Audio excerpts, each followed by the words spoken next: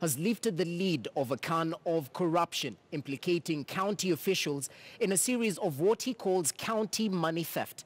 The county's education department has been adversely mentioned in Sonko's statement, which he read moments ago from Mombasa. Sonko has called on the investigating agencies to rein in on the matter. Meanwhile, the Nairobi County boss stated that he accepted the resignation of his Education Minister Janet Muthoni Ouko, saying he would not wait for the end of the month to release her, owing to the alleged corruption deals in the education wing. Here is Sonko's word.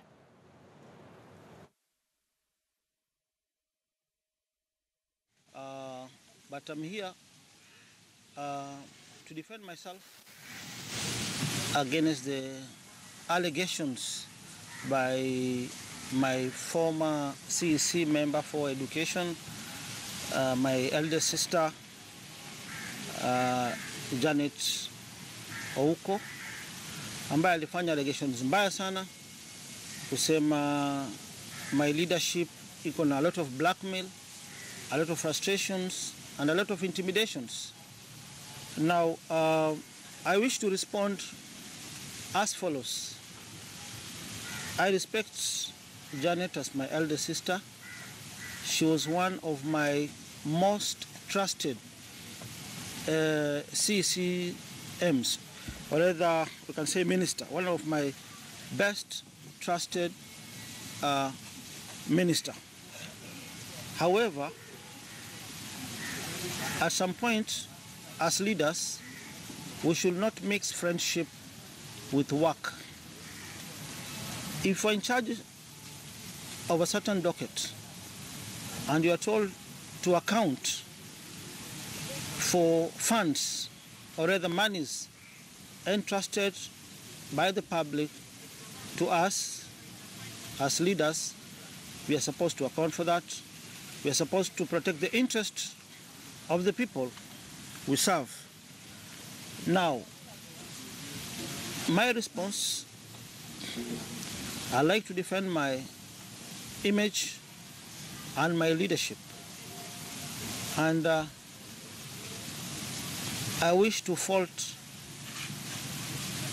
Janet kwa kusema ati my leadership is full of blackmail, frustration, and intimidation.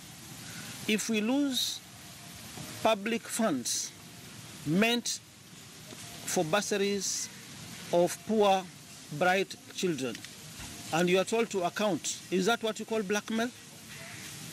When you lose billions of taxpayers' monies, is that what we call intimidations? Is that what we call frustrations? Nairobi City County lost bursary money amounting to over 10 million in two scandals. Scandal number one, we've been losing millions from 2013, 2014, 2015, 2016 before I became the governor. And again, after I became the governor, we lost millions in 2017 and 2018. Scandal number one, there is a small company which was open around River Road by the names of Kobudo Educational Center, which is a fake company. This is a company which has been swindling millions meant for poor, bright student bursaries. And the statement I have here from Nairobi City County, we've been issuing checks in favor of this fake Kobudo Educational Center. Many checks amounting to millions. Then when they receive these checks, they bank. Checks drawn from our cooperative bank bursary account, they bank these checks in their equity account, and the money immediately they are withdrawn in cash. Millions meant for poor students. The monies are withdrawn in cash. And from 2013, there is one person called Job Omondi who has been withdrawing these monies in cash. And amekuwa withdraw hii pesa, immediately we bank, wakitoa Rongata Rongai Equity Bank in cash, wakitoa Airport Branch in cash, wakitoa City Hall in cash. And we reported the matter to the police. to the ESCC, banking fraud. We managed to freeze the account and we accessed the statement. And the statement ina-explain kila kitu, vile pesa ilikuwa inaibiwa. And what did I do? There are couples who have already been charged in court, and my senior officers have been involved in this scandal. That is scandal number one. And already people have been arraigned in court, charges are here. But now, for these guys who are stealing, for them to do what they did, kulikuwa na a lot of conspiracy from my officers. That is why I closed some offices for a week. Why did I close some offices for a week? So that for us to gain access to get the exhibits I'm talking about. So suspects were arraigned in court, and there are some more suspects to be arrested. Scandal number two, when we disbursed the 357 million bursaries to poor